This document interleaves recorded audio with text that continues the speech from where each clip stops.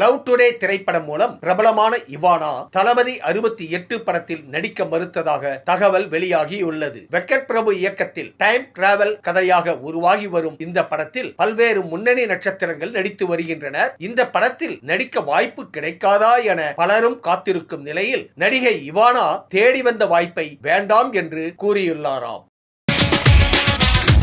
இளமையான தோற்றத்துக்கு ரூபாய் 6 கோடி செலவு. வெங்கட் பிரபு இயக்கத்தில் தளபதி 68 திரைப்படத்தில் விஜய் விறுவிறுப்பாக நடித்து வருகிறார். இந்த படத்தில் இளமையான தோற்றத்தில் அவர் நடிக்கிறார். அதற்காக டி ஏஜிங் என்கிற தொழில்நுட்பத்தை படக்குழு பயன்படுத்தியுள்ளதாம். படத்தில் விஜய் இளம் பருவ காட்சிகள் வெறும் 10 நிமிடங்கள் தான் இடம்பெற உள்ளதாகவும் அதற்காக ரூபாய் 6 கோடி வரை படக்குழு செலவு செய்துள்ளதாக தகவல் வெளியாகி உள்ளது.